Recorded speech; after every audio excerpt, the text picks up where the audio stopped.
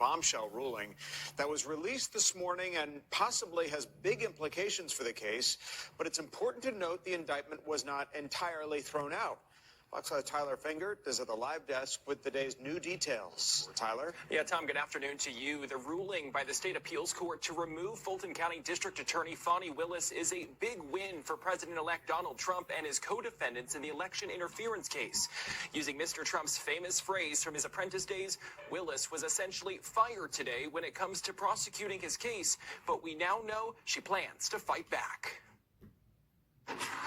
For months, Fulton County District Attorney Fani Willis publicly and defiantly said there was nothing improper with her personal relationship with Special Prosecutor Nathan Wade, who she hired to handle the election interference case against President-elect Donald Trump and others. This is the truth, Judge. And it is a lie. It is a lie. Attorneys for Mr. Trump and others argued Willis improperly benefited from her romance with Wade. In March, Fulton County Superior Court Judge Scott McAfee ruled the relationship between Willis and Wade was a, quote, tremendous lapse in judgment, but said she could continue to prosecute the case if Wade resigned, which she did.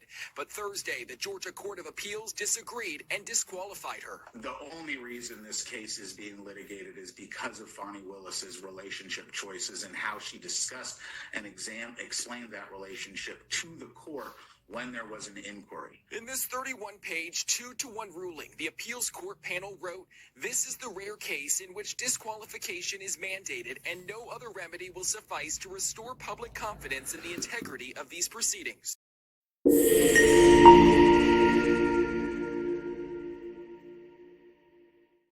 Well, good damn afternoon, Americans. Jericho Green here with you once again. Give me a follow on X at Green_Jericho. Like and subscribe to this channel. Like and subscribe to Green's House. And make sure you stop and hit that little thing scrolling across. Get yourself some merch. Got some brand new designs there. Now, you saw the clip. I'm loving it. Ba-da-ba-ba-ba, right? We saw this, was it last year? No, it was earlier this year, where she was on the stand, he was on the stand, Willis and Wade were both on the stand saying, hey, and they were asking him, you know, when did this relationship start? Oh, our relationship was professional and it didn't start until this point and it ended at this point. And in no way does it affect the prosecution of this case, and everything was above board. Everything that he got from me, he bought from me, I paid him back in cash. You didn't pay any of it out of a bank account? No, I had some cash that, you know, we black folks, we put our money in shoe boxes and shit. So I had some cash at home, and that's what I paid him back with, was cash. In no way would I pay him back where there's a receipt where I can show that everything is above board and we're not doing anything nefarious. No, we didn't have a romantic relationship at this time. It started at this time. No, it didn't start until after we started prosecuting this case. You know, we're in the throes of the case or staying late. Oh, and that's when we fell in love. It didn't happen before. No. We didn't do anything inappropriate. We didn't go to the Bahamas. We didn't go to fancy dinners, and we didn't go to Napa Valley for the weekend to roll around and drink wine, eat brie, and fuck on the Georgia taxpayers' dime. We didn't do that. I didn't go to her house late at night. I've never been to her house. Okay, I've been to her house one time. I went to her house one time, and it was to drop off paperwork. I didn't even stop. I slowed down to like 15 miles an hour, and I threw it out the window. I said, here you go, Fanny. And I kept going. I never went to her house. Well, why did you pay him $600,000? Oh, well, he's really good at his job. Really? Because this is the first case he's ever prosecuted. You expect us to believe, out of all the other qualified litigators or esquires, whatever you want to call them, in the Atlanta metro area, you stumbled upon the guy who had no prosecutory experience and you paid him more than everybody else? We're supposed to believe that? You smell that? Man, that smells like bullshit. If I were in Denmark right now, I would say something is rotten. Because I know some of us Americans may look stupid, but we're not stupid. And we may be stupid, but we're not that stupid. No. What do you mean? This guy, it's just something about him. He's never prosecuted a case, but I tapped him to, no pun intended, I tapped him to come help me prosecute a former president of the United States who's running for office currently when all this shit's going down. That's who I picked? Hey, first year med student who's never even held a scalpel, come over here and help me do this prenatal heart surgery where we have to use these tools like Ben Carson and go inside of a fetus that's this big. You come help me who's never done anything like this. Who would pick somebody like that? I know who. Me, pick me, Jericho, pick me. You right there in the front row. I know why she would pick somebody like that. Why? Because she was fucking him. Yay. You get a gold sticker. That's right. The reason she picked him is because they were banging each other. But Jericho, she said under oath that they weren't banging. I know, but they were banging. Because remember, they had GPS location records on Mr. Wade. And Mr. Wade would leave his house at around 10 or 10:30. And he would go over to the area of Miss Willis's house and stay there from 10:30 to like 4:30. And then he would go back to his house. He never spent the night. Oh, I know. No, I understand. What they were doing was they were burning the midnight oil and they had their sleeves rolled up and they had some old Chinese food over there and a cigarette or two smoldering in the ashtray and pot after pot of coffee because we got to crack this case. We got to get Trump. I came over here at 10:30 at night, and I'm going to stay here until 4:30 in the morning, and we are going to work our tails off. Right. He went over he was at her house, prime booty call hours. You know, if you look up a business on Google, it'll tell you the hours that the business is most busy, so maybe you can avoid the rush. Well, if you Googled a place called the Booty Call Shop, it's going to tell you that the most busy hours are from, 10 p.m. to sunrise. That's what it's going to tell you. So you mean to tell me that you went over to her house, prime booty call hours? If you got bitten by a booty call in the next full moon, you're going to turn into a booty call werewolf. When that full moon is high in the sky, somewhere between 10 p.m. and sunrise. Oh! So you mean to tell me you went over to her house, prime booty call hours.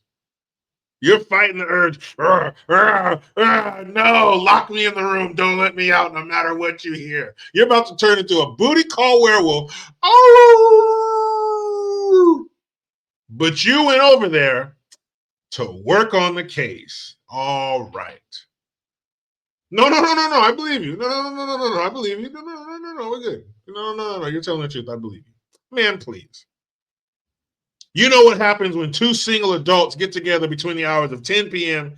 and sunrise. This. That's what's happening. Kids, turn away. This is what's happening between 10 p.m. and sunrise.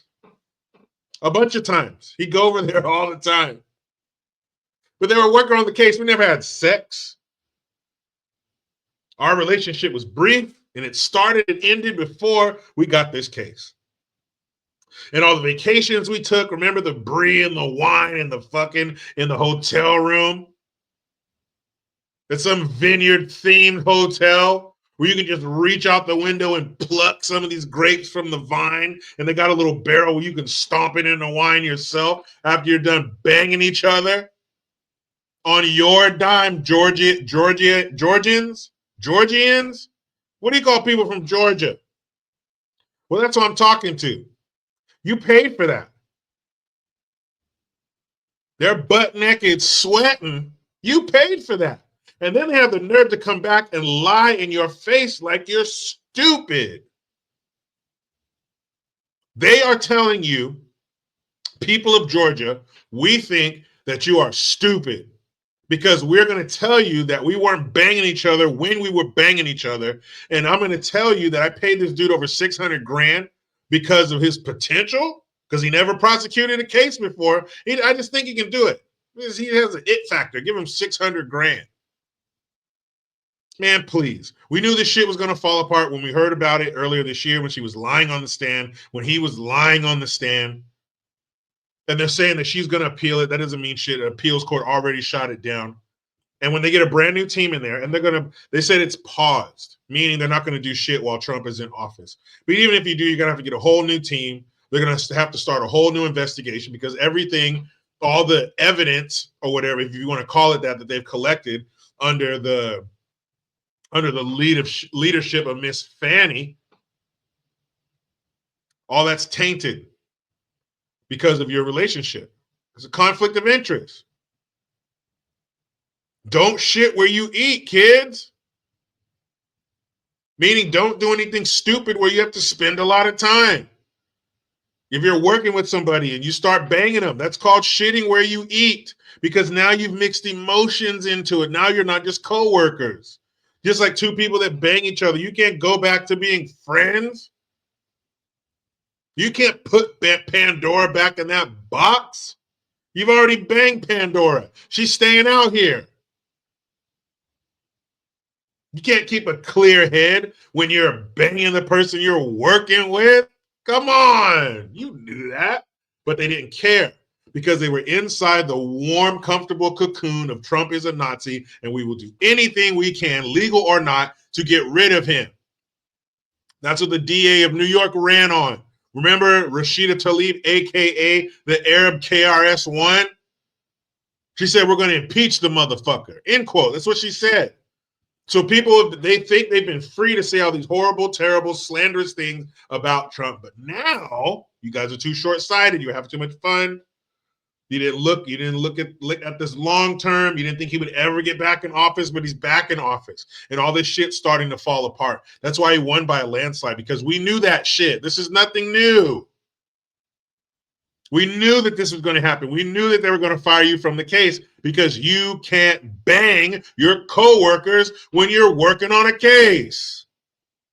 Especially when you're the one in charge. You can't fraternize. You can't bang your subordinates. Oh, Fani. It's not her fault. Blame Penelope. If we can blame men for their downstairs brain, we can blame women for theirs. Probably hadn't been hit in a while. That horny little voice in her head was like, girl, give it up. And she did. Clouded her judgment. Fucked everything up. Now look at you. Now you're fired. Another one falls. Another Trump bullshit charge, bullshit case has fallen by the wayside. I love it. Come down here and join me on the low road. Let's bask in their failure. Remember what they've done to us over the past 4 years. What they've said. What they've done. Don't let them off the hook. I'm loving it. Fani, Wade, you guys are idiots. You deserve it.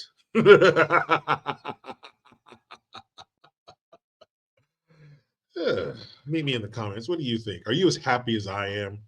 You know how it goes. I try to be done with the left, but they keep banging each other. I'm out.